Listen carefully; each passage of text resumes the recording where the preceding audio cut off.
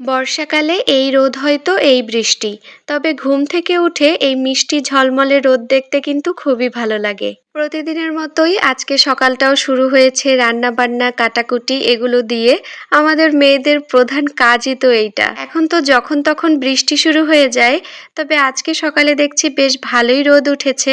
এবছর যেরকম গরম পড়লো ঠিক সেরকম বৃষ্টিও হলো। সকালে যেহেতু বৃষ্টি হলো না, তো ভাবলাম মাটির চুলাতে রান্না করি। আমার মাটির চুলায় রান্না করতে খুবই ভালো লাগে, অনেক তাড়াতাড়ি হয়েও যায়, আর রান্নার টেস্ট তো অবশ্যই ভালো হয়।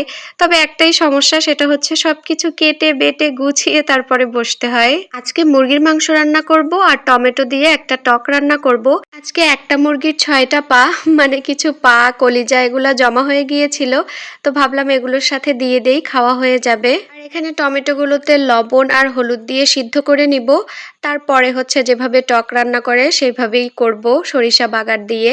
আর এখানে আমি মাংসটাও রান্না করে নিচ্ছি, যেভাবে নর্মাল মাংস রান্না করি সেইভাবেই।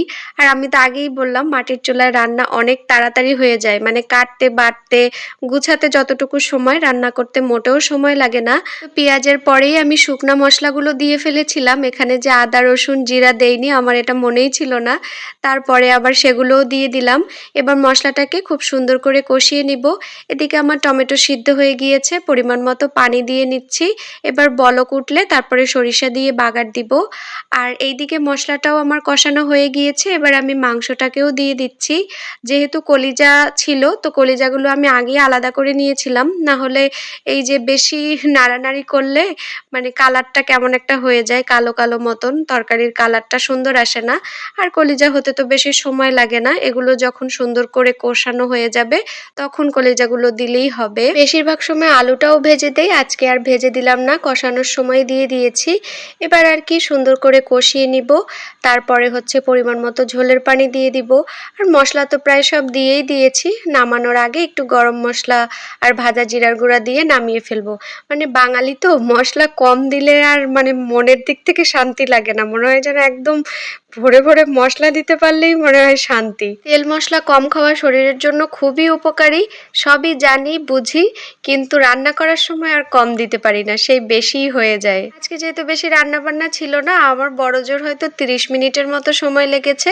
এবার আমার রান্না হয়ে গেছে, আমি হচ্ছে অফিসে যাব, তাই গুছিয়ে নিব। ওমা, রান্নাও শেষ আর রোদের দেখাও শেষ। কি যে বৃষ্টি শুরু হয়ে গেল রান্নার পরপরই।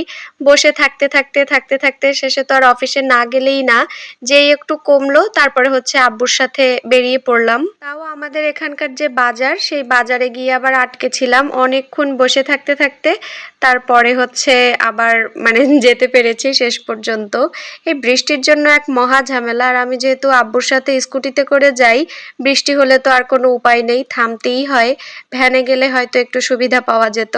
তো এই তো আজকে এখানেই বিদায় নিচ্ছি, ইনশাআল্লাহ আপনাদের সাথে আমার দেখা হয়ে যাবে নেক্সট কোনো ভিডিওতে। সবাই ভালো থাকবেন, আমার জন্য দোয়া করবেন। আল্লাহ হাফেজ।